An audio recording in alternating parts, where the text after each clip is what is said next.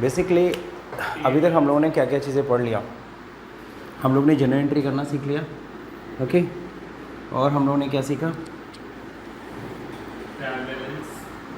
अगर हम लोग प्रैक्टिकल की बात करें तो हम लोगों ने जर्नल करना सीख लिया। जर्नल से कल हम लोगों ने लेज़र, और लेज़र से ही हम लोगों ने कल ट्रायल बैलेंस भी बना लिया था, और ट्रायल बैलेंस को समझ भी लिया था। What is trial balance? Trial balance होता क्या है? वैसे तो it is not a part of accounting, ठीक है। आपका ट्रायल बैलेंस जो है वो एग्जैक्टली अकाउंटिंग का पार्ट है नहीं, हाँ। But every business, every accountant use this, इसको यूज़ करता है। अब इससे देखो फ़ायदा क्या होता है। अगर हम लोग जर्नल एंट्री करते, सबको पता है, स्प्रेड हो जाता है अगर हम मैनुअली कर रहे हैं कॉपी पे। फिर लेज़र में हम उसको एक जगह इकट्ठा करते हैं, सही है। अब जब लेज़र भी बनाते हैं ना, तो चूँकि एक लेज़र नहीं है तो बहुत सारे लेज़र हो, तो वो भी कई सारे पेजेस पे हो जाते हैं। अगर मुझे एक एक बैलेंस देखना पड़ेगा तो मेरे को बार बार पेज पलटना पड़ेगा, ठीक है। अब हम क्या करते हैं, उसको एक जगह इकट्ठा लिख देते हैं, दैट इज़ ट्रायल बैलेंस। कल हम लोगों ने ट्रायल बैलेंस बनाया था, सारे लेज़र्स को एक जगह पे, कितना लेज़र था उसका, क्या कौन सा अकाउंट है उसका, कितना बैलेंस है, डेबिट है क्रेडिट, हमने इकट्ठा एक जगह लिख दिया। अब एक जगह लिखने से हमें एक फ़ायदा होगा कि हमें ईजिली फाइनल अकाउंट हम अपना प्रिपेयर कर सकते हैं। आज का टॉपिक है ट्रायल बैलेंस के बाद का स्टेप, यानी कि दैट इज़ फाइनल अकाउंट। तो आज हम लोग को फाइनल अकाउंट बेसिकली ड्रॉ करना है, और फाइनल अकाउंट ड्रॉ करने से पहले जाहिर सी बात है हम लोग कल ही के एग्जाम्पल को थोड़ा कंटिन्यू करेंगे। कल ही के एग्जाम्पल को कंटिन्यू करेंगे जो हम लोगों ने ट्रायल बैलेंस बनाया था। तो मैं आपको कल का ट्रायल बैलेंस में आपको ड्रॉ कर देता हूँ यहीं पे छोटा सा, जो हम लोगों ने ट्रायल बैलेंस बनाया था, ठीक है। उसमें क्या क्या था?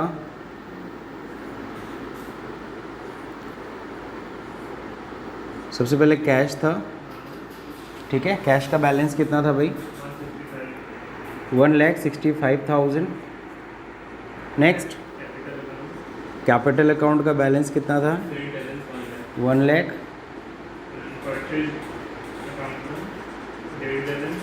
परचेज का डेबिट बैलेंस कितना था? 65,000। Sales 1 lakh. Then Rahul 30,000। Okay, so this one. तो ये हमारा कल ट्रायल बैलेंस था और दोनों तरफ का टोटल बराबर भी था, ठीक है। That is 2,30,000। तो देखो ट्रायल बैलेंस अगर बराबर हो गया है, ट्रायल बैलेंस इक्वल है ना। अगर ट्रायल बैलेंस में यहाँ कुछ भी गड़बड़ी होती, दैट मीन्स हमने लेज़र में कहीं कुछ गड़बड़ी किया है। देन गो बैक, वापस जाओ और लेज़र्स को चेक करो, ठीक है। मैंने कल एक चीज़ आपको नहीं पढ़ाया, जो चीज़ ज़रूरी है पढ़ना, वो है क्या? सस्पेंस अकाउंट, ठीक है ना। What is suspense account? Basically ये ट्रायल बैलेंस का ही पार्ट है, इसीलिए मैं बता रहा हूँ। क्या होता है कि कई बार क्या होता है, हम जब ट्रायल बैलेंस बना रहे होते हैं और हमने लेज़र बैलेंस उठा के ला रहे होते हैं, और वहाँ पे क्या डिफरेंसेस आ जाते हैं कभी कभी। और अगर डिफरेंसेस आ गए, if there is a difference of 1,000, 2,000 और समथिंग अमाउंट, है ना, देन सबसे पहला काम क्या करना है? Go back to the ledger and check the amounts, okay, check the total and something and balancing. But after that, उसके बावजूद तुम्हें वो गलती नहीं मिल रही है। कई बार होता है ना, कोई चीज़ गलती होती है और जब ढूंढने लगो तो नहीं मिलती है। जैसे घर ही में देखो कोई सामान होता है, तुम्हें ऐसे रोज़ दिखेगा, और जब हमें उसकी ज़रूरत होगी तो वो चीज़ मिलेगी नहीं। क्या यही तो पड़ा था, यही तो पड़ा था, आज जब ज़रूरत है वो चीज़ नहीं मिल रही है। होता है ना ऐसा। तो सेम चीज़ वही है, हमें क्लोजिंग करनी है, पता चल रहा है क्या नहीं मिल रहा है, और हम ढूंढ रहे हैं। जैसे एग्ज़ाम टाइम में पक्का है अगर हो गया डिफरेंस तो नहीं मिलता है जल्दी, और ढूंढने में उल्टा आपका टाइम वेस्ट होता है। तो सर होगा क्या सर? अगर है, मान लीजिए 31 मार्च हम क्लोजिंग कर रहे हैं, ट्रायल बैलेंस मिसमैच कर रहा है, और सर मैं पूरा 8 बजे मेरी ड्यूटी ऑफ होती है या 6 बजे ड्यूटी ऑफ होती है, सर मेरे 1 घंटा एक्स्ट्रा दे दिया, 7 बज गए, अभी तक मेरा ट्रायल बैलेंस नहीं मैच कर रहा बिकॉज वो गलती मिल ही नहीं रही है।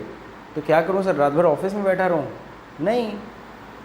कितना डिफरेंस आ रहा है सर? डेबिट साइड में 2,000 रुपये कम आ रहा है, तो डेबिट साइड में चाहे 2,000 कम आए, चाहे 1 रुपये कम आए, सर बिना बराबर किए आप जा नहीं सकते। मतलब बराबर तो आपको करना ही करना है।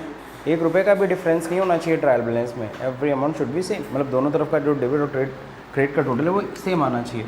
तो सर डेबिट साइड में सपोज करिए 2000 का डिफरेंस आ रहा है, तो जस्ट पुट द 2000 रुपीज़ अपनी तरफ से डेबिट साइड में और उसका नाम दे देना सस्पेंस अकाउंट। ओके, बाद में व्हेन इट विल रिवील, पता जो तुम्हें चलेगा कि अच्छा ये गलती थी, अच्छा वो परचेज़ में 2000 रुपये कम दिखाया गया था, परचेज़ के बैलेंसिंग में 2000 हमने कम किया था, या पोस्टिंग छूट गई थी, नहीं कुछ भी हो सकता है। डेबिट साइड में कम पड़ रहा है तो डेबिट में सस्पेंस खोलो, क्रेडिट साइड में कम पड़ रहा है तो क्रेडिट में सस्पेंस खोल लो। ये लेज़र नहीं, सिर्फ अपनी तरफ से नाम लिख देना सस्पेंस, वो अमाउंट पुट कर दीजिए और बराबर कर दीजिए। जैसे बैलेंसिंग करते थे ना, बैलेंस कैरिड डाउन, तो यहाँ बैलेंसिंग नहीं करना, यहाँ सस्पेंस से हमें बराबर कर देना। हाँ, तो टैली में अब देखो आगे तुम टैली पे, अभी हम मैनुअल अकाउंटिंग चल रहा है, और बाकी अगर टैली की बात ही कर रहे हो तो ठीक है, मैं बता दे रहा हूँ सस्पेंस अकाउंट, सस्पेंस का अंडर ही सस्पेंस होता है, ठीक है। अब जरा देखिए सस्पेंस का नेचर क्या है, क्या ये एक्सपेंस है, क्या ये इनकम है, क्या ये लायबिलिटी है, सॉरी एसेट है, क्या ये कैपिटल है, या मतलब सॉरी लायबिलिटी है। सस्पेंस का कुछ भी नेचर नहीं है सर, सस्पेंस का कुछ भी नेचर नहीं है, कोई नेचर नहीं होता सस्पेंस का, बात समझे। सस्पेंस का कोई नेचर नहीं होता सर। अगर नेचर नहीं डिसाइड करेंगे तो पता कैसे चलेगा डेबिट है कि क्रेडिट है, क्योंकि हमको याद है आपने बताया था कि एसेट और एक्सपेंसेस का बैलेंस कैसा होता है, डेबिट, और इनकम और लायबिलिटी का बैलेंस, और आप कहते हो सस्पेंस का कोई नेचर ही नहीं है। तो सर डेबिट क्रेडिट कैसे होगा, तो मैंने बता दिया कि जो डिफरेंस जहाँ पे आएगा वहाँ सस्पेंस खोल देना। हाँ, अब चूंकि हमें अकाउंटिंग करनी है तो सस्पेंस को नेचर तो देना पड़ेगा। तो नेचर देखो क्या दिया गया, इफ़ अगर ये अकाउंट किधर है, डेबिट साइड खुल रहा है, अगर सस्पेंस आपको डेबिट साइड में खोल रहा है तो आप इसको ट्रीट करना किसकी तरह, एसेट्स की तरह। सर एक्सपेंस नहीं, ना एक्सपेंस की तरह मत ट्रीट करना। और अगर इफ़ क्रेडिट बैलेंस है तो इसको क्या ट्रीट करना, लायबिलिटी, ठीक है। ये तब की बात कर रहा हूँ, ये तब ट्रीट करना जब फाइनल अकाउंट बनाना पड़ रहा है और फाइनल अकाउंट बनाने तक तुम्हें वो गलती नहीं पता चली। कब तक नहीं पता चली, फाइनल अकाउंट बनाने तक भी तुम्हें वो गलती नहीं पता चली। ट्रायल बैलेंस बनाया, मेरे को गलती मिली, फिर मैं ट्रेडिंग पीएल बना रहा था, फिर बैलेंस शीट बनाने जा रहा था तो मुझे गलती पता चल गई कहाँ हुई, तो मैंने ठीक कर लिया सब कुछ, ठीक है। मैंने सस्पेंस की जगह परचेज लिख दिया, ठीक है, क्लियर है। लेकिन सर आज मैं फाइनल अकाउंट बैलेंस शीट बना रहा हूँ, अभी तक मुझे वो गलती पता नहीं चली है, तो मैं क्या करूँ, मैं बैठा रहा हूँ उसके लिए, मैं फाइनल अकाउंट रोक दूँ, ना बनाऊँ। तो अकाउंटिंग का रूल कहता है नहीं आप बनाओ, open a suspense account. Okay, so sir suspense account तो खुल गया। अब सर फाइनल अकाउंट जब बनाएंगे तो मुझे पता है फाइनल अकाउंट जब बनाएंगे तो सस्पेंस का भी तो बैलेंस लेके जाना पड़ेगा। तो सर सस्पेंस का बैलेंस किधर लेके जाएंगे, ट्रेडिंग एंड पीएल अकाउंट में कि बैलेंस शीट में?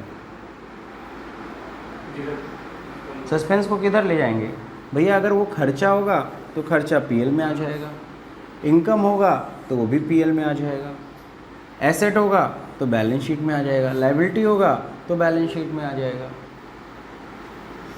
अब सर सस्पेंस किधर जाएगा? अभी तो आपने बोला सस्पेंस का कोई नेचर नहीं होता, तो मैंने बोला तो उसको किस तरह से ट्रीट करो, लायबिलिटी एसेट। सर क्यों लायबिलिटी एसेट, क्यों एक्सपेंस इनकम नहीं शो कर सकते? ऐसे कैसे आप कह देंगे हम मान लेंगे, कुछ तो आखिर में इसके पीछे रीज़न होगा।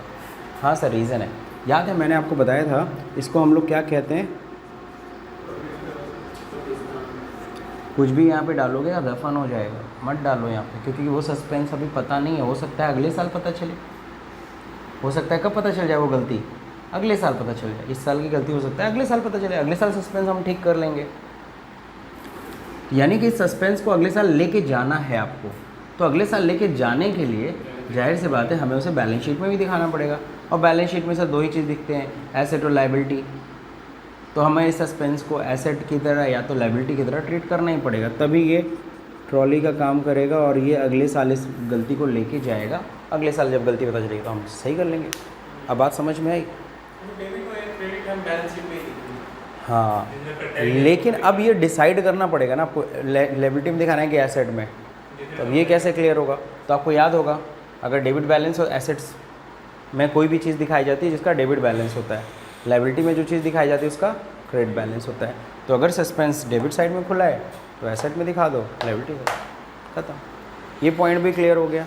कहीं कोई दिक्कत? सस्पेंस, तो सस्पेंस बेसिकली कब खुलता है? कई लोग पूछते हैं सस्पेंस कब हम क्रिएट करते हैं, सस्पेंस अकाउंट कब खुलता है? सर जनरल एंट्री करते समय सस्पेंस नहीं खुल सकता है?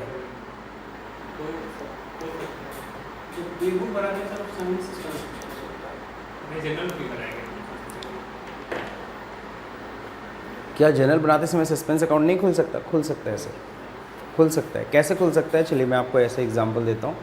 सस्पेंस अकाउंट फॉर एग्जांपल, आज दिन भर में सपोज़ करो हमारा इंस्टीट्यूट, सपोज़ क्या है ये इंस्टीट्यूट, अब सपोज़ करो मेरे को फ़ीस मिल रही है ना, फ़ीस मिल रही है, तो मेरा जो कैशियर है वो काउंटर में फ़ीस लेकर के रखता रहता है और रसीद काट के बच्चों को देता जाता है। तो मैंने बोला कि कितना कैश है, तो उसने बोला सर 25,000 रुपये कैश है। फिर मैंने रिसिप्ट चेक करूँगा ना कि रिसिप्ट कितनी है, तो रिसिप्ट देख रहा हूँ 23,000 रुपये है। हमने कहा 23,000 की रिसिप्ट है, 25,000 रुपये काउंटर में, तो कैशियर कहता सर 2,000 मैं घर लेके जा रहा हूँ। हम कहें नहीं भैया ऐसे कैसे हो सकता है, घर थोड़ी ना लेके जाओगे, वो 2,000 रुपये भी यानी किसी बच्चे से तुमने फ़ीस ली है, वो 2,000 भी किसी से पैसा मिला है, लेकिन तुम रसीद काटना भूल गए हो। अब मैं बोल रहा हूँ याद करो किसको, किससे वो फ़ीस मिली थी 2,000 रुपये, जल्दी ध्यान लगाओ। तो वो पूरा मेडिटेशन करने लगा और पूरा ध्यान लगाने लगा, कुछ भी उसको याद आने वाला नहीं है। बात समझे? तो हम क्या करेंगे सर, कैश तो आई है डेफिनेटली, तो रूल, गोल्डन रूल क्या कहते हैं, आने वाली चीज़ को क्या करो, डेबिट। तो कैश तो डेबिट हो गया सर। 2 बंदे का नाम ही नहीं क्लियर है, पार्टी का नाम ही नहीं क्लियर है, तो क्या करें? देखो आ गया ना तुम लोग की ज़ुबान पे, सस्पेंस अकाउंट। या फिर तुम लोग के साथ हमेशा होता है, सुबह जेब में 2,000 रुपये था, शाम को देखा 1,700 है, मुझे 200 रुपये का हिसाब मिल रहा है, 250 तक का हिसाब मिल रहा है कि मैंने यहाँ खर्च किया था इतना, 100 रुपये वहाँ खर्च किया था, 100 रुपये वहाँ खर्च किया था, 50 रुपये, यार बाकी 50 रुपये कहाँ गया? एकदम नहीं ध्यान आ रहा है। होता है कभी ऐसा कि यार 2,000 का मेरा 1,700 रुपये हो गया, ठीक है ना, 2,000 का 1,700, और अब याद नहीं रहा 50 रुपये साला कहाँ गया, अब 50 रुपये कहाँ गया, सोए रहो, मतलब अब रोते रहो उसके लिए। अरे सर रोते मत रहो, नहीं ध्यान आ रहा है, फिलहाल क्या डाल दो, suspense account debit to cash, that's it. और when you got the expenses, जब आपको एक्सपेंस के बारे में पता चलेगा, देन पुट, आप उसे पुट कर लो। समझ में आया कि नहीं आया? सस्पेंस कंटिन्यू रहेगा, लेज़र्स में भी उसका सस्पेंस का लेज़र बनाना पड़ेगा, फिर सस्पेंस ट्रायल बैलेंस में आ जाएगा, और ट्रायल बैलेंस में आ जाएगा तो वो फाइनल अकाउंट में भी ले जाना पड़ेगा। Is that clear? तो सस्पेंस यहाँ खुल सकता है, यहाँ खुल सकता है, यहाँ खुल सकता है, लेकिन इसके बाद सस्पेंस नहीं। If your trial balance is equal, कई बच्चे मेरे से डिस्कस करते सर बैलेंस शीट नहीं मैच कर रही है, डाल दो सस्पेंस। हम क्या भैया पागल हो क्या? If your trial balance is equal, there is no any chance to create a suspense account, क्योंकि सस्पेंस अकाउंट से ट्रायल बैलेंस तक की बात है। ट्रायल बैलेंस के बाद अगर ट्रायल बैलेंस मैच कर गया तुम्हारा, तो कोई वजह ही नहीं है सस्पेंस अकाउंट खुलने की, कोई वजह नहीं है सर सस्पेंस अकाउंट खुलने की। आप सीधे फाइनल अकाउंट बनाएंगे, आप ट्रेडिंग पीएल बैलेंस शीट सब इक्वल आएगा। अगर नहीं आ रहा तब यानी आप कुछ गलत कर रहे हो।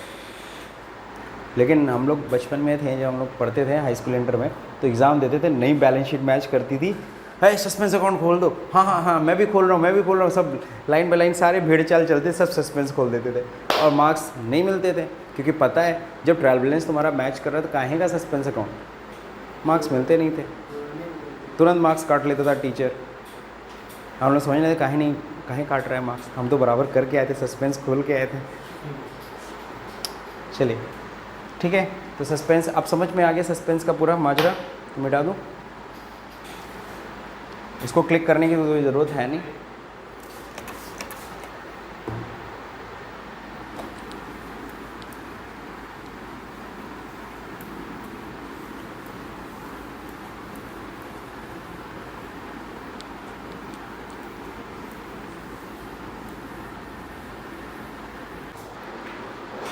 ओके, तो सस्पेंस अकाउंट का मेरे ख्याल से कंसेप्ट क्लियर। अभी क्या देखना है, अभी हम लोग को फाइनल अकाउंट बनाना है। इस छोटे से ट्रायल बैलेंस में हम लोग फाइनल अकाउंट बना डाल दें, ठीक है। तो है क्या, सबसे पहले तो हम लोग को बनाना होता है क्या, trading and profit and loss account. मैं छोटा छोटा बना देता हूँ दोनों। Trading and profit and loss account. इसमें जाहिर सी बात है 2 साइड होते हैं।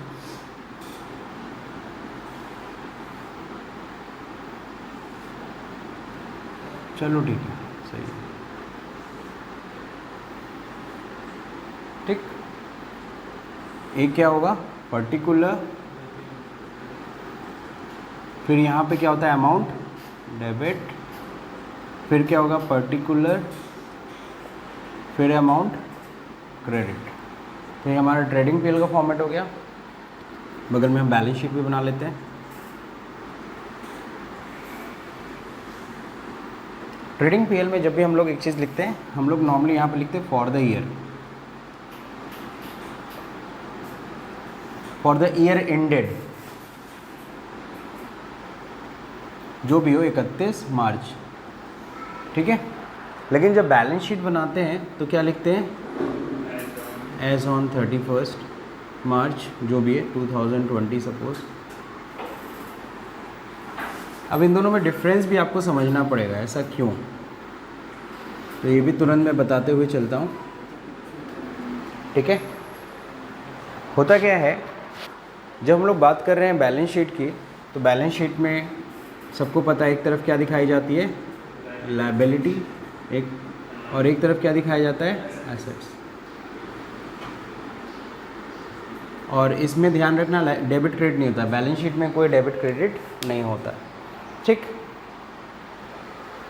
Trading and profit and loss account 2 part में बटा होता है। एक ट्रेडिंग अकाउंट अलग होता है, पीएल अकाउंट अलग होता है, लेकिन दोनों हमेशा साथ में बनाई जाती है। इस पर हम लोग अभी आगे डिस्कस करेंगे। फिलहाल मैं एक छोटा सा ट्रेडिंग पीएल आपको बना देता हूँ। आपको इतना तो पता है, इधर क्या दिखाए जाते हैं, एक्सपेंसेस, इधर क्या दिखाए जाते हैं, इनकम्स, ठीक है। तो चलिए हम लोग एक्सपेंस इनकम उठाते हैं। कैश एक्सपेंस तो है नहीं, कैपिटल एक्सपेंस है नहीं, परचेज एक्सपेंस है, जी हाँ। तो परचेज एक्सपेंस है, तो पहले परचेज हम दिखा देते हैं यहाँ पे।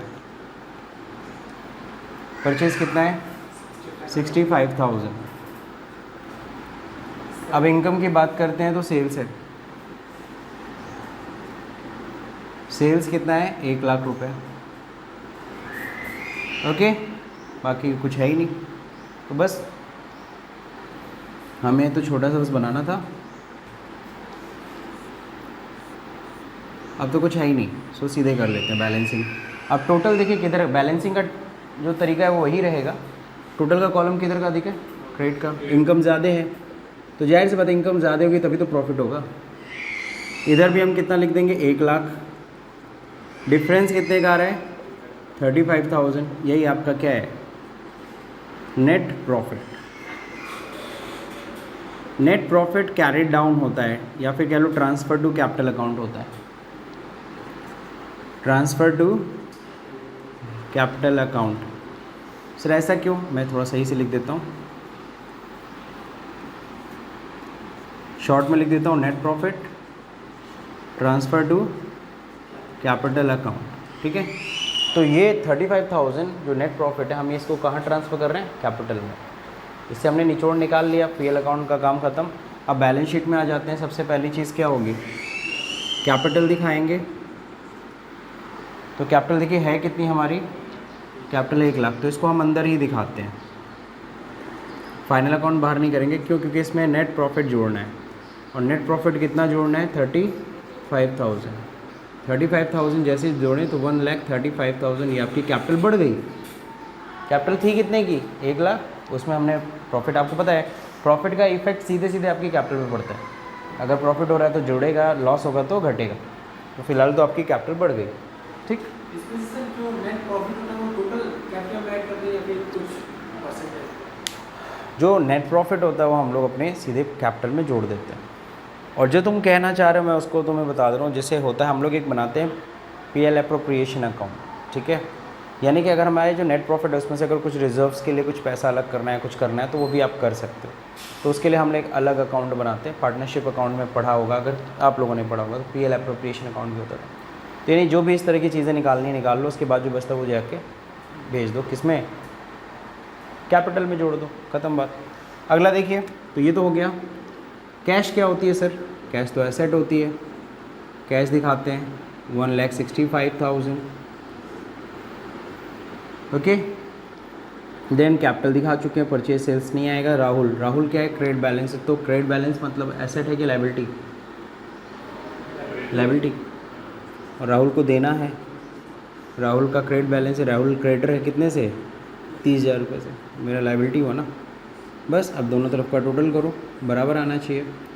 1,65,000, 1,65,000, ठीक है, दैट्स इट, हो गया बैलेंस शीट इक्वल। तो मैंने आपको जो अभी थोड़ी देर पहले सस्पेंस वाले मामला समझाया कि अगर यहाँ सस्पेंस नहीं है तो आपका बैलेंस शीट बराबर आएगा ही आएगा। हाँ, अब अगर यहाँ पे कैश उठा के तुम यहाँ डाल दो या कोई चीज़ को यहाँ लिख दो तो गड़बड़ आएगा, फिर बैलेंस शीट इक्वल नहीं होने वाली।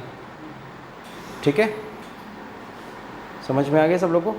अब हम लोग को थोड़ा सा ट्रेडिंग पीएल को थोड़ा डिटेल में समझना है, तो अब हम लोग इसको समझेंगे। ठीक, इसको ड्रॉ करना है, इसको आई थिंक क्लिक करना है तो कर लीजिए। हाँ बिल्कुल, लॉस होता तो उसमें से लेस करते।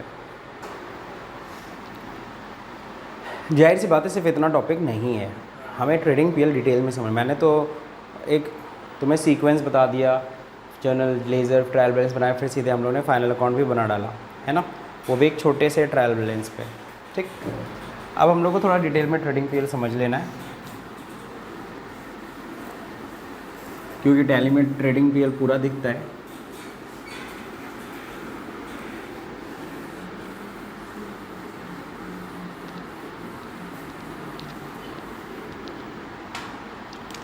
देखिए, हम लोग बात कर रहे हैं किसकी? फाइनल अकाउंट की, या फिर इसको क्या कहा जाता है? Financial statement. सबको पता है इसको हम लोग क्या कहते हैं? समरी कहते हैं। क्या कहते हैं? समरी। तो इसमें बेसिकली तीन ही स्टेटमेंट्स बनते हैं, trading and profit and loss account, balance sheet और कैश फ्लो। फिलहाल कैश फ्लो को हम लोग दरकिनार कर रहे हैं, हम लोग ट्रेडिंग पीएल और बैलेंस शीट पे हम लोग फोकस करेंगे। तो सबसे पहले इसमें दो स्टेटमेंट्स बनते हैं। ये कब बनता है? साल के एंड में, ठीक है ना। नॉर्मली ये कब बनता है? साल के एंड में, ठीक है। अब अगर हम लोग बात कर रहे हैं, इसमें दो स्टेटमेंट्स बेसिकली हम लोग को देखना है, trading and profit and loss account, ठीक है। दूसरा क्या होता है? Balance sheet. होने के लिए तो एक और चीज़ है, वो क्या है? कैश फ्लो भी है, बट हम लोग अभी इसको कवर नहीं करेंगे, हम लोग को सिर्फ दो ही चीज़ें कवर करनी है, ठीक। तो सबसे पहले हम लोग बात करेंगे किसकी? Trading and profit and loss account, ठीक है। तो सर ये है क्या basically? Why we prepare this? To get net profit और net loss. Trading and profit and loss account हम लोग, ये फाइनल अकाउंट का पार्ट होता है, फर्स्ट पार्ट जिसको हम लोग कहते हैं, जिसमें हम लोग क्या पता करते हैं? कंपनी की नेट प्रॉफिट या नेट लॉस। तो कंपनी की नेट प्रॉफिट या नेट लॉस जानने के लिए बेसिकली हम लोग क्या करते हैं, या कह लो प्रॉफिट या लॉस जानने के लिए हम लोग क्या बनाते हैं? Trading and profit and loss account. इसमें कोई दिक्कत? ठीक है। तो कोई आपसे पूछता है what is trading and profit and loss account, तो आप ऐसा कह सकते हो, टू नो या फिर गेट प्रॉफिट और loss of the business we prepare an account known as trading and profit and loss account, ठीक है, सिंपल।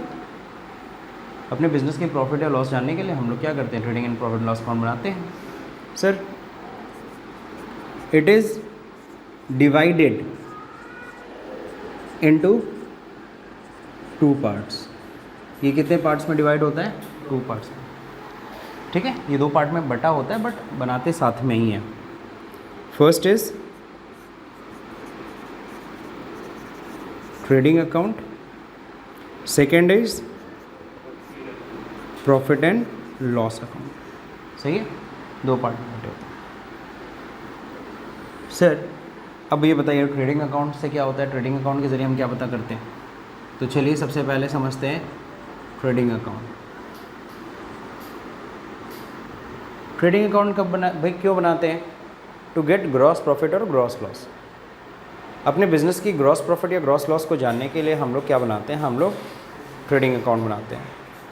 और यहाँ हम सिर्फ और सिर्फ किससे मतलब रखेंगे?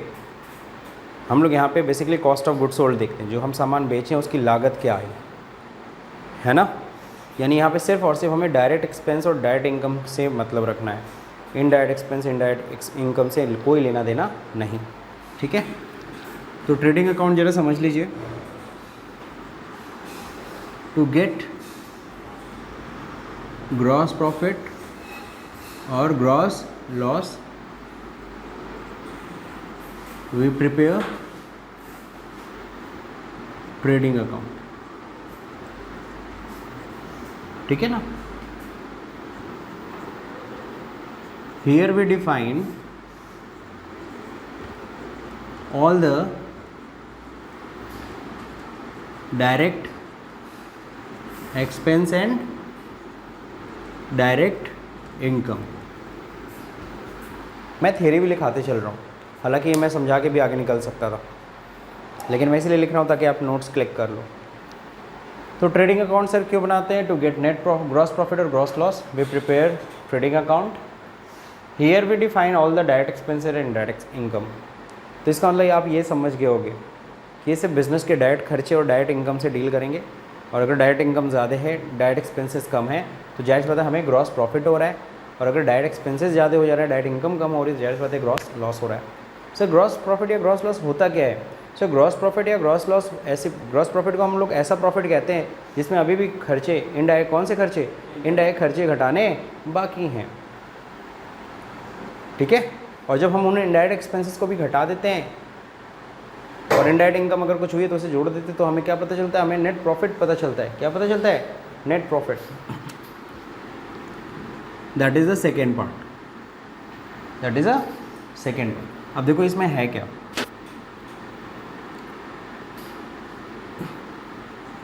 Profit and loss account. ठीक है, इसमें क्या आप लिखेंगे? टू गेट, यहाँ तो ग्रॉस प्रॉफिट था, यहाँ पे क्या है? नेट प्रॉफिट और नेट लॉस, है ना। नेट प्रॉफिट या नेट लॉस जानने के लिए वी प्रिपेयर, आप ऐसे भी बोल सकते हैं, we prepare an account known as PL account. We prepare profit and loss account. अब यहाँ क्या दिखाते हैं sir? Here we define all the indirect expense and, अच्छा डिफाइन की जगह आप शो शब्द यूज़ कर सकते हो, दिखाते हैं, सॉरी शो। हालांकि डिफाइन शब्द भी समझ में आ रहा था, ठीक है ना।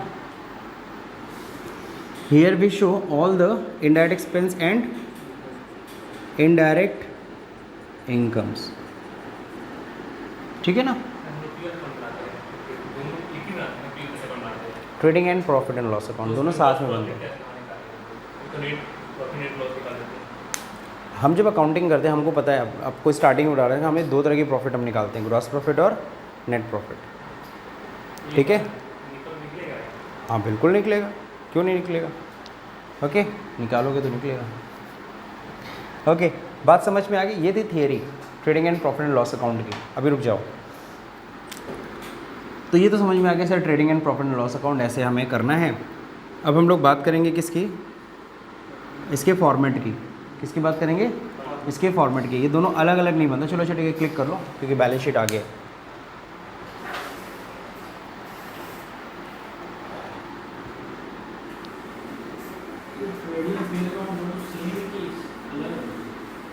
देखो ये 2 अलग अलग अकाउंट होते हैं जिनको मिला दिया गया है और कहा गया है दोनों को साथ में हमेशा बनाना है। दोनों अलग अलग नहीं रह सकते, तुम इन दोनों को जुदा नहीं कर सकते। Is that clear? तो सर बनता कैसे फॉर्मेट है, trading and profit and loss account, इसके नीचे लिखते हैं फॉर द ईयर एंडेड, ठीक है ना, 31 मार्च, अब जो भी साल हो। सर फॉर द ईयर क्यों लिखते हैं? क्योंकि ये पूरे साल भर का खर्चा है। ये खर्चा इनकम जो भी हम दिखाने वाले हैं ना, ये एक दिन का नहीं है, पूरे साल भर का, इसीलिए फॉर द ईयर लिखते हैं।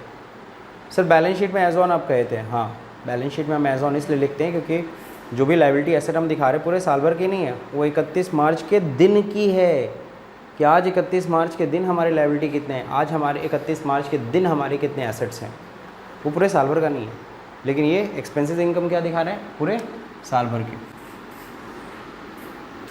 तो ये देखिए अमाउंट का मैं छोटा सा कॉलम खींच देता हूँ, ये फॉर्मेट बस आपको समझना है।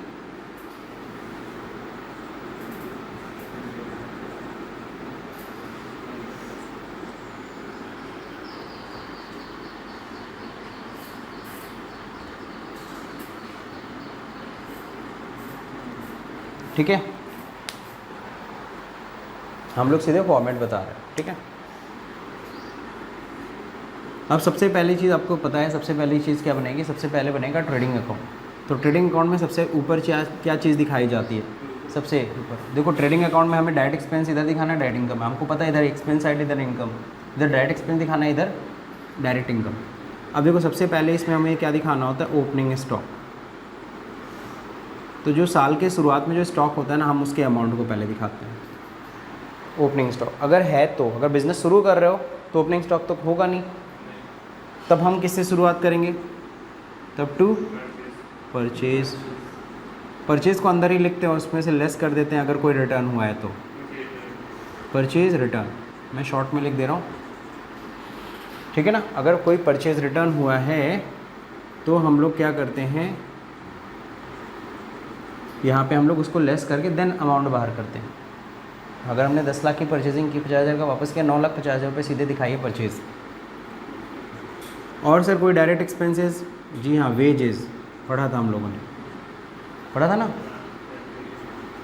कैरेज इनवर्ड, अगर लाते समय भाड़ा दिए, कैरेज इनवर्ड वो दिखाओ।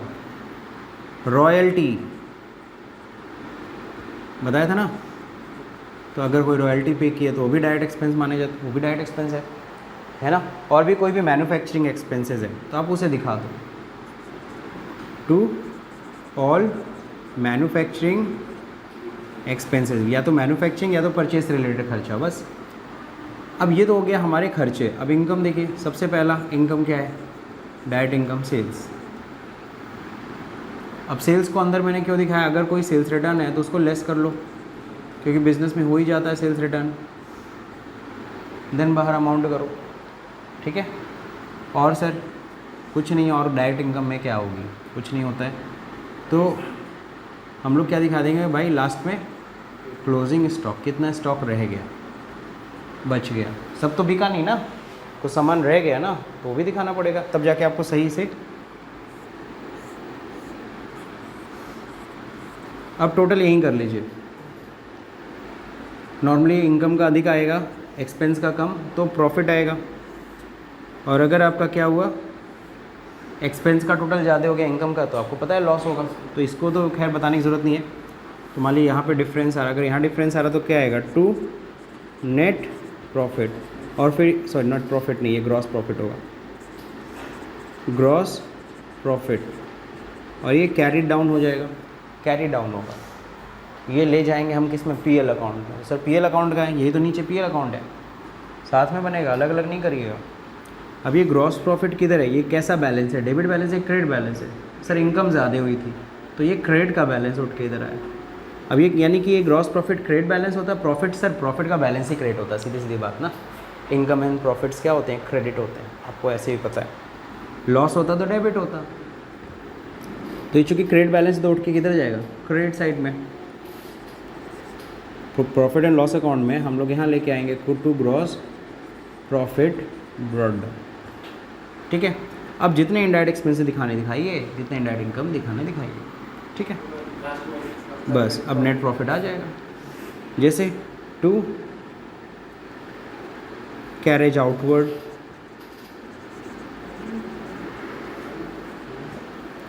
To salary, to advertisement, to marketing expense, मैं लिख देता हूँ टू ऑल सेलिंग एक्सपेंस, मतलब सेल से रिलेटेड जितने खर्चे हैं सब इनडायरेक्ट है ना। अगर कोई इनडायरेक्ट इनकम हुई है, जैसे लाइक इंटरेस्ट कुछ मिला है, बैंक में पैसा जमा था, या कहीं से कमीशन आ गई है, कमीशन रिसीव, किसी का सामान भिजवा दिया था बगल वाली दुकान का, बस हो गया, दैट्स इट। अब फाइनली क्लोजिंग कर दीजिए। अगेन इनकम साइड अधिक है, एक्सपेंस कम है, तो जो डिफरेंस आएगा वो अब क्या होगा, to net profit transfer to capital account. ये ले जाके कैपिटल में जोड़ देना, capital account. This is the format, small छोटा सा फॉर्मेट मैंने आपको बता के समझा दिया। The first part is what, trading account, the second part is what, profit and loss account. आप इन दोनों को अलग कर सकते हो। मैनुअल ऐसे ही होता है। हाँ, मैनुअली ऐसे बनता है। आप जब पीएल में, जब आप टैली में भी देखोगे ना, या सॉफ्टवेयर किसी भी सॉफ्टवेयर में देखोगे, तो आपको ऐसा ही स्ट्रक्चर दिखेगा। ठीक है, तो इसलिए उस स्ट्रक्चर को पहले समझा दे रहा हूँ। टैली में जब स्ट्रक्चर आप देखोगे तो आपको क्या समझ में तो आएगा नहीं, तो इसलिए पहले ये समझ लो, मैनुअली समझ लो। ठीक है ना, क्लिक करो। ओके, सो लास्ट है बैलेंस शीट। तो बैलेंस शीट भी आज कवर कर लेते हैं फटाक से। ओके,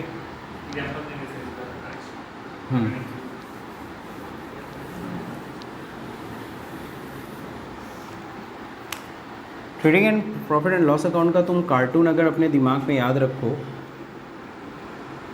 तो हमेशा दिमाग में सेट रहेगा। मैं कार्टून ऐसे बना देता हूँ, trading and profit and loss account. आपको ये सब ध्यान हो ना हो, आपके दिमाग में ये चीज़ ध्यान होना चाहिए कि सर ये कौन सा साइड है, ये कौन सा साइड है, इनकम। ठीक है, ये अमाउंट आपको पता है डेबिट होता है, ये अमाउंट क्या होता है, क्रेडिट। हालांकि इनकम एक्सपेंस लिखते नहीं, लिखते तो पर्टिकुलर है, दिख रहा है आपको। अब आपको पता है सबसे पहला जो हिस्सा होता है ना, उसको ट्रेडिंग अकाउंट कहते हैं।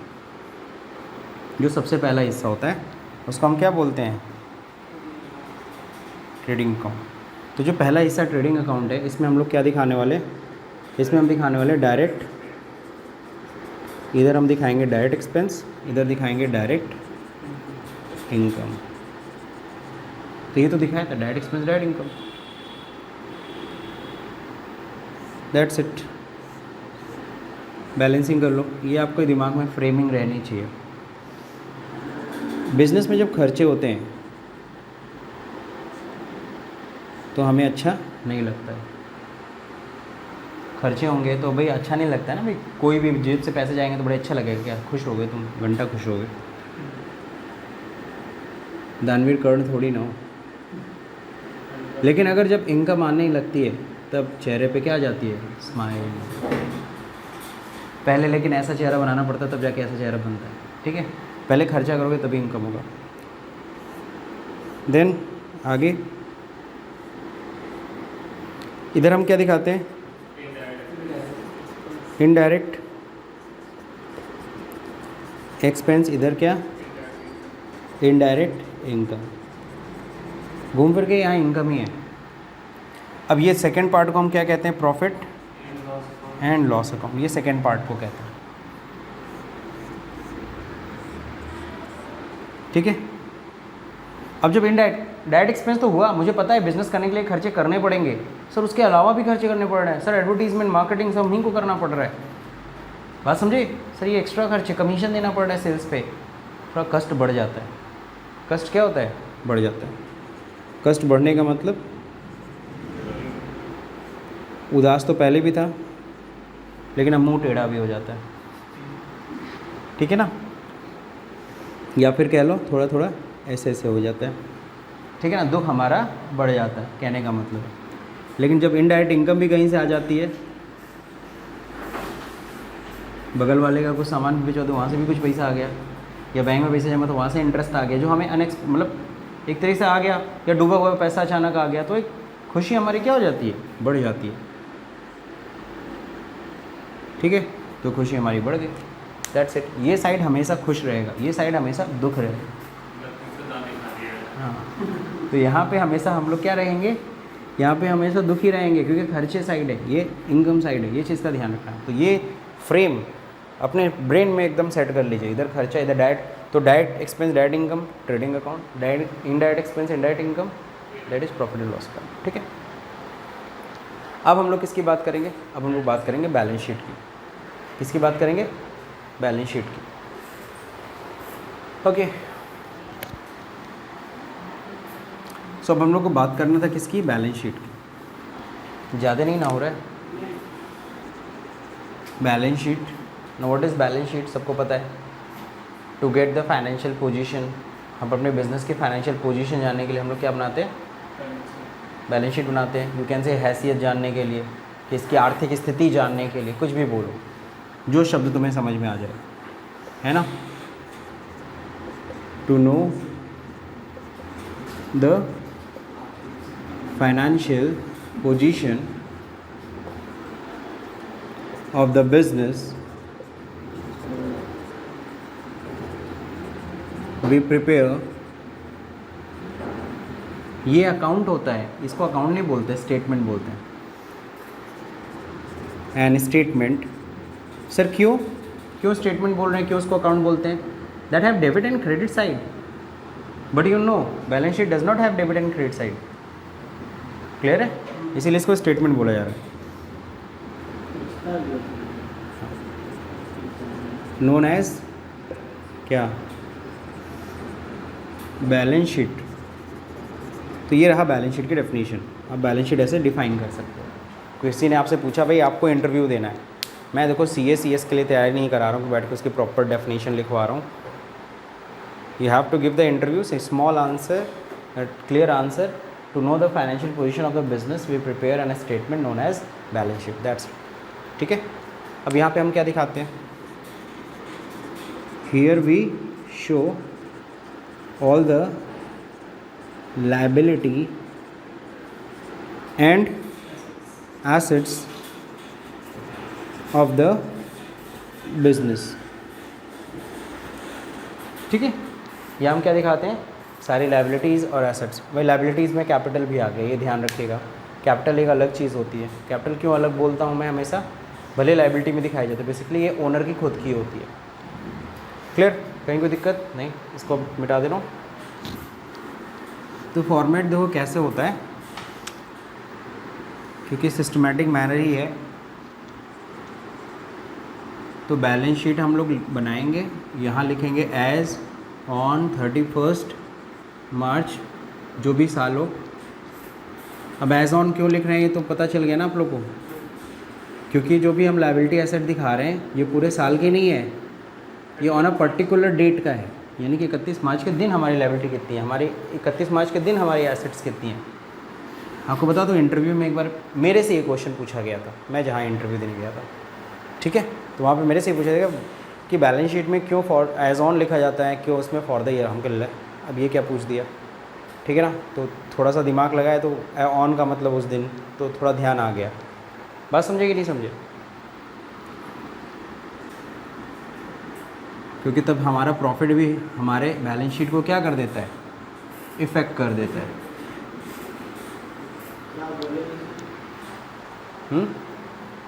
बोलो, कुछ पूछ रहे थे। एक अच्छा स्टूडेंट कौन होता है, हु नेवर स्टॉप क्वेश्चनिंग, ठीक है ना। चलिए आगे देखिए, सबसे पहली चीज़ देखो क्या होता है, सबसे पहली चीज़ कैपिटल। कैपिटल को अंदर ही दिखाइएगा, क्योंकि आपको पता है इसमें बहुत सारी चीज़ें करनी है। इसमें प्लस करते हैं हम लोग पहले क्या, नेट प्रॉफिट। फिर इसके बाद भी अभी जो अमाउंट आएगा उसको भी नीचे ही रखें, अभी बाहर मत करिए। इसमें से भी माइनस करते हैं हम लोग क्या, ड्राइंग, क्योंकि आपने ड्राइंग भी तो किया, अब मेरे से कई बच्चे पूछते हैं सर ऊपर ड्राइंग पहले लेस कर दें फिर नेट प्रॉफिट ऐड करें, बात तो एक की है। हम कहे हाँ अमाउंट में कोई फ़र्क नहीं है लेकिन गलत है। सर काहे गलत है? क्योंकि जाहिर सी बात है हम जो ड्राइंग करते हैं हम किस में से करते हैं? अपने प्रॉफिट में से। पहले प्रॉफिट ऐड करो फिर इसके बाद उसमें से माइनस करो। एग्जैक्टली यही ना होता है, आप अपने इनकम को ही तो ड्रॉ कर रहे हो। क्लियर? तो ये बस यहाँ पे ध्यान देना। इसके बाद सर कौन सी लाइबिलिटीज़ दिखाई जाती हैं? इसके बाद आप रिजर्व एंड सरप्लस दिखा दीजिए। रिजर्व एंड सरप्लस, जो आपका सरप्लस बचता है उसी से ना रिजर्व बनाते हो, क्यों? तो रिजर्व एंड सरप्लस बना दो। जैसे कैपिटल रिजर्व कई लोग बनाते हैं, जनरल रिजर्व। तो रिजर्व्स किसी भी तरह के बना सकते हो। कैपिटल रिजर्व मतलब कैपिटल एक्सपेंडिचर के लिए, कैपिटल एक्सपेंडिचर आपने पढ़ रखा है। रेवेन्यू रिजर्व भी बनाते हैं रेवेन्यू एक्सपेंडिचर के लिए, या जनरल रिजर्व किसी भी तरह के खर्चे के लिए। कल को अचानक कोई ऐसी चीज़ आ जाए तो उसके लिए। ये दोनों ही ओनर्स फंड होता है। दोनों ही किसका फंड होता है? ओनर का। समझ रहे हो? अब क्या है, अब दिखाते हैं लायबिलिटी। लॉन्ग टर्म लोन अगर ले रखे हो तो उसको दिखा दो, ठीक है। इसके बाद सर क्या दिखाना है? करंट लायबिलिटी दिखा दो। सर करंट लायबिलिटी क्या होता है? बता चुका हूँ ना। जैसे सन्ड्री क्रेडिटर हमारे जो हैं, जो क्रेडिटर हैं हमारे वो क्या हैं? या बिल्स पेबल हैं या आउटस्टैंडिंग एक्सपेंस है, ठीक है ना। तो ये सब हमारे क्या होंगे? ये सब हमारे करंट लायबिलिटी होंगे, ठीक। और सर एसेट साइड में आ जाते हैं अब जल्दी से। बस ये इतने सारी लायबिलिटीज़ हैं। अब क्या है, एसेट साइड में सबसे पहली चीज़ आप क्या दिखाया करो? Fixed assets. और फिक्स्ड एसेट्स में भी कहा जाता है अगर गुडविल अगर बिजनेस में दिखा रहे हो तो उसकी पोजीशन सबसे ऊपर होनी चाहिए। फिक्स्ड एसेट्स में सबसे ऊपर पोजीशन किसको दिया गया है? गुडविल को। देन आप जो भी अपना दिखाते हो लैंड एंड बिल्डिंग, ठीक है, और उसमें भी वैल्यू दिखाओ, उसमें से लेस करो डेप्रिसिएशन, देन अमाउंट बाहर करो हर साल का डेप्रिसिएशन, वो सब छोड़ दो, इतना डिटेल में नहीं जाना है। Plant and machinery, furniture and fixtures, ठीक है। अब सॉल्व कई लोग बोलते सर लैंड एंड बिल्डिंग पे आप डेप्रिसिएशन काटने के लिए कह रहे हैं और आप कहते थे कि गुडविल और लैंड पे डेप्रिसिएशन नहीं काटता है। हाँ बिल्कुल नहीं काटता है, काटिएगा भी मत गलती से। तो सर अभी आप लैंड एंड बिल्डिंग साथ में लिख रहे हैं, तो सर ये बिल्डिंग लैंड जो है ये एक लैंड पे ही तो टिकी हुई है, तो डेप्रिसिएशन इस पे काटेंगे नहीं काटेंगे? बिल्कुल काटेंगे। बिल्डिंग की वैल्यू पे काटना। ज़मीन 40 लाख की है, उस पर बिल्डिंग बनाए 1 करोड़ की, तो डेप्रिसिएशन किस पे काटोगे? 1 करोड़ 40 लाख पे कि 1 करोड़ पे? इसी चीज़ का ख्याल रखना, बिल्डिंग की वैल्यू पे कटता है, ज़मीन की वैल्यू पे नहीं। तो ये हो गया फिक्स्ड एसेट्स आप दिखा दोगे। फिर इसके बाद क्या होता है? फिर आपके अगर क्या है, आप इन्वेस्टमेंट देख लो कि कुछ हमने इन्वेस्टमेंट किया है क्या। इन्वेस्टमेंट जस्ट लाइक क्या होता है? एफडी कर दिया, म्यूचुअल फंड खरीद लिया, शेयर में पैसा इन्वेस्ट कर दिया, ठीक है ना।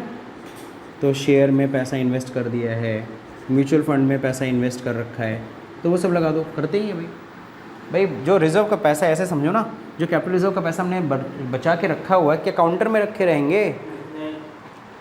इन्फ्लेशन से लड़ना है कि नहीं लड़ना है? इन्फ्लेशन, महंगाई दर भैया, तो हमारा रिज़र्व भी तो बढ़ते रहना चाहिए। तो हम इस रिज़र्व के पैसे को क्या करते हैं? इन्वेस्ट कर देते। शेयर्स में, बैंक में एफडी कर दो, डर लग रहा है तो एफडी कर दो, शेयर में मत लगाओ, म्यूचुअल फंड में लगा लो। दिस इज़, वो पैसा पड़ा रहेगा, कभी भी काम आएगा, है ना। तो घूम फिर के यही पैसे को हम लोग इन्वेस्ट करते हैं। जो पैसा मेरे पास सरप्लस में पड़ा रहता है, अभी थोड़ी ना वर्किंग कैपिटल में इन्वेस्ट कर दें कोई वर्किंग कैपिटल थोड़ी ना अपने इन्वेस्ट करता है, वो पैसा तो बिजनेस में रोटेट करेगा। अगला क्या है सर? अगला दिखाते हैं sir current assets. Sir current assets में क्या आ गया सर? सबसे पहली चीज़ तो स्टॉक। सर ओपनिंग की क्लोजिंग, अरे दादा क्लोजिंग स्टॉक, और क्या ओपनिंग स्टॉक कोई नहीं दिखाओगे। और सर क्या? सन्ड्री, डेटर, और सर बिल रिसीवेबल, और क्या और भी दिखा सकते हो, प्रीपेड, एडवांसेस, छोड़ो वो सब नहीं दिखा रहा हूँ, जगह कम है मेरे पास। लास्ट है मिसलेनियस एक्सपेंडिचर, ब्रैकेट में एसेट्स। अब आप लोग समझ गए होंगे किस चीज़ के लिए? डेफर्ड रेवेन्यू एक्सपेंडिचर के लिए। किसके लिए? डेफर्ड रेवेन्यू के लिए। तो यहाँ पे हम लोग दिखा देते हैं डेफर्ड रेवेन्यू एक्सपेंडिचर। हाँ बोलो, बस टोटल कर दो, दोनों तरफ का टोटल क्या आना चाहिए, इक्वल। आ गया तो सही, नहीं आया तो गड़बड़। ठीक है, समझ में आया सब लोग को? हाँ, गुडविल और हाँ भाई, रॉयल्टी का अलग चीज़ हो गई। रॉयल्टी किस बात का मिलता है? कॉपीराइट का। ये मेरी कॉपीराइट है, मैंने बुक लिखा है, अब आपको मैं छापने के लिए सिर्फ दे रहा हूँ। ये आपके ओनर थोड़ी ना हो, ओनर बुक का मैं हूँ। चेतन भगत ने बुक लिखी तो चेतन भगत का ओनर, उस बुक का ओनर चेतन भगत है। हाँ, तो रॉयल्टी इनकम होती है, रॉयल्टी इनकम होती है। लेकिन अगर हम कंपनी के पॉइंट ऑफ व्यू से बात करें, जो साहित्य भवन पब्लिकेशन जब वो रॉयल्टी देता है तो उसके लिए तो खर्चा है ना, डायरेक्ट खर्चा है, वो तो डायरेक्ट खर्चा होगा ना। लेकिन चेतन भगत के लिए क्या है? Direct income. ठीक है, क्लियर हो गया? बैलेंस शीट भी नोट कर लीजिए, इसको क्लिक कर लीजिए। अब आपसे लास्ट में कोई पूछता है what is cash flow, cash flow क्यों बनाते हैं? तो कैश की पोजीशन को चेक करने के लिए बनाते हैं। बाकी कैश फ्लो हम लोग को इतना नहीं कंसीडर करना है, टैली में मैं आपको कैश फ्लो दिखा दूंगा, दैट्स इट। सो अब हम लोग का टैली स्टार्ट होगा, from Monday onwards we will start Tally. ठीक है, तो टैली की हिस्ट्री समझ में आ गई, अब हमें सीधे टैली पे काम करना सीखना है। इतनी अकाउंटिंग ज़रूरी होती है टैली को समझने के लिए। ठीक, और बीच बीच में अगर एक दो और नए नए पॉइंट्स आएंगे तो उनको हम लोग उसी समय कंसीडर कर लेंगे, लेकिन इतना बेसिक पॉइंट्स है। सो टुडेज़ क्लास इज़ ओवर।